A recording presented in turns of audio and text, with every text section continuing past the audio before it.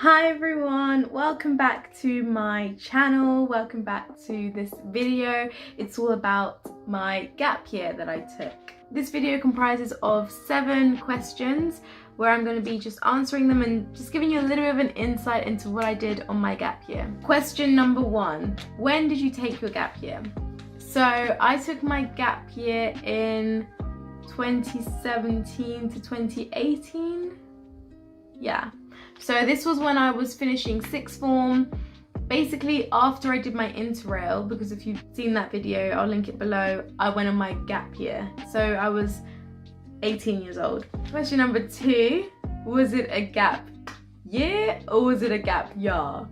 If any of you know about what a gap year is, it's like, it's like the typical gap year that people go on, like, oh, I went to, Southeast Asia and I found myself. I would say like mine was like a bit of a gap year and also a gap year, just based on where I traveled to and the other things I did. So I'm like a 50-50. Question number 3, why did you take a gap year? So I took a gap year because I was pretty fed up of school after A-levels. Honestly, A-levels were like the worst years of my life. Honestly, they were just so rough. I did not enjoy them and I just fell out of love with education completely. Like I literally was like, I can't go to university and actually enjoy myself. Another reason was I was initially applying for one course and didn't get a place for that course, and it also just didn't feel right that I should then be doing that course. So I was like, what do I do? What do I apply for? I don't just want to go to university just to go. I want to know what I'm doing. So I needed some time to think about that. Yeah, those are my 2 main reasons. Question number 4, what did you do? So my gap year was pretty busy. In the sense of, I did a lot of things. So between September and February, I was working.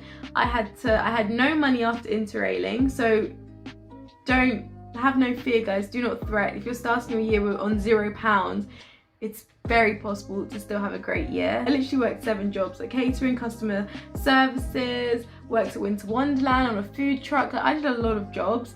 But I mean, it was great fun, met so many people. Then I took a flight to China to meet up with my friend who was doing au pairing in Shanghai. So she was like, come and meet me in Guangzhou and we'll just do a little bit of traveling together. And this was perfect for me because initially I'd been looking at organizations, like who can I travel with? Do I do a group trip? I'm not really wanting to do a group trip like that because they were too expensive basically. I was starting on 0. You needed a deposit for these trips and I had no money. So then she was like, let's travel around Asia for 5 weeks. So I was like, yeah, 5 weeks, good amount of time. It means that I get to do some traveling and also I still have like the rest of my gap year to do what I want with it. So we flew into China, stayed with her grandparents for a few days. After spending some time in China, flew to Bangkok, went to Thailand. This is why I say I kind of had a gap year, because I was in Thailand for a good 2 weeks.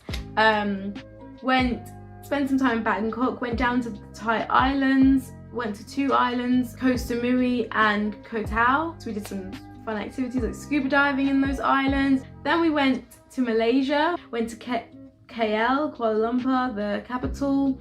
And then after Malaysia, we flew to Seoul in South Korea. So we went to South Korea, then we went to Busan and Jeju, which is like 3 kind of big cities in South Korea. After that, we flew to Osaka, which is Japan, and spent, I don't know, like over the duration of like a week and a half maybe in Japan. So we went to Osaka, Kyoto, and then finished off in Tokyo. After Tokyo, we flew to Hong Kong, and that was kind of where the trip ended. And then I flew back from mainland China, and that was traveling part of my gap year. I had an amazing time, saw a lot of Southeast Asia and also East Asia, which I didn't expect. One thing as well is that loads of people told me that, wow, you're going to Japan, you're going to Korea, you're not going to be able to afford it. Don't listen to these people, do not listen to those rumors, because I was trying to tell my friend that, but she was from East Asia. She was like, Maria, it's a lot more expensive than Southeast Asia for sure. Your money there is worth 10 times pretty much, but in East Asia, it's basically your money's the same. So accommodation was fairly on the more expensive side, but like food, drink, everything else was just same price as if you're from London. Like, I'm used to living in an expensive city, so it wasn't even bad. So do not let people put you off. Like, if you want to do something, do your research and then just do it. Gap year has not finished yet. After that, I came home. I did want to extend my traveling. I considered going to Australia, but I had a family holiday booked and we went to Turkey. However, this was a church trip, and then saw the 7 churches of Revelation, which is like the last book of the Bible. Basically, the passages were read as we were in the place. So like literally you could imagine the people that were there, like why certain things were being said in the scriptures. So I found that like an incredible experience. We went there for a week with my mum and my younger brother. And then after that, I was like, so my gap year is not over yet. I'm not finished. I would like some more international experience, but on a different caliber. I decided that I wanted to move to Germany. Yeah, so I moved to Hamburg and I lived there for like 2.5, 3 months pretty much. This was incredible. It was honestly a great experience. It was tough.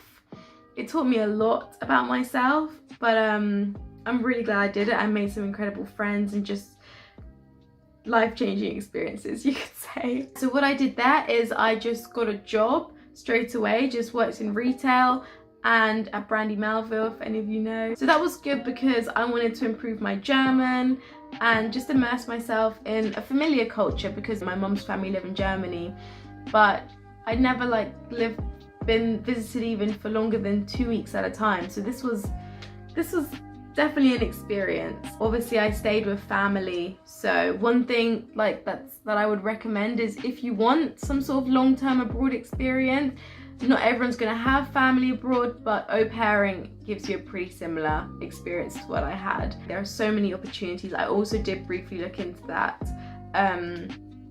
You can live, like so many of my friends lived in various countries, so that's also an option if you want to do what I did and go abroad for a few months and live and immerse yourself in another culture. So yeah, that was my gap year. That's what I did. Question 5, how did you decide what to do? I think you don't need to stress about like planning your gap year, because at the beginning I was literally like, well, I'm on a gap year and I have no idea what I'm gonna do with my year, and I'm someone who's like, I need to use my time to the max. But honestly, things will come to you, so I wouldn't stress about it. I definitely asked a lot of people, like, what were you doing in your gap year? Like, what did you do? Just get inspiration from everyone. So don't worry, your gap year, if you're thinking of taking one, it will come into shape. Like, you just need to just take the first step and actually say, okay, I've got a year to play with, what am I gonna do? Question 6, how did you afford it? And tips for spending wisely and saving money for your gap year. So my gap year was very affordable. My trip to Asia was less than £2,000, which is crazy because most of the stuff I was looking at, like going with the organisations, were telling me £4,000, £5,000, and I was like, I can't afford that, and I probably will not earn that amount, the amount like how regularly I'm working. So £2,000 was crazy, but that just shows if you're conscious of how you're spending your money, you can do anything on a budget. Every money I was earning, I would calculate what I thought I was going to be making that month and basically put the majority of it into my savings account, or even just book flights with it straight away so the money was gone, or book accommodation. I just spend the money on what I knew needed to be done, or just put it aside and just keep like the tiniest amount for what I needed each day. Like honestly, just live on less, but then you can enjoy more on your gap year, like on your travels. So have like also a goal in mind, that helps too. Question number 7, the final question. Why should you consider taking a gap year? This is if you're thinking about even taking one after sixth form or taking one after university, during university, whatever it is you decide. There are so many reasons why I can give for someone to take a gap year. It was probably one of the best years of my life at that point. Like, honestly, just being free and able to just use your time for how you wanted to use it. It was something I hadn't had the freedom to do ever, actually, because I was always having to be at school. So like, it's a great opportunity. You gain so much independence. Like, I had to plan all of it myself, and I'd never had to plan a whole year like for myself by myself before. You learn a lot about yourself. Like, that trip to Hamburg, well, that stay in Hamburg, I learned so much about me and how I work, how I function, just through experiences I had. Also, I did figure out by the end of it what I wanted to study and where I wanted to even go to university. I did not expect to be in Scotland, but yet here I am, and that's literally only because of my gap year, and I'm so grateful for where I am right now. Yeah, guys, that's my gap year Q&A. That's my little taste of what I did on my gap year. I hope I maybe inspired you guys for what to do on your gap years. Let me know down below if you're considering taking one or if you have taken one. And if you enjoyed this video, please give it a thumbs up, like it, and subscribe down below. I really appreciate it. Bye guys, thanks for watching.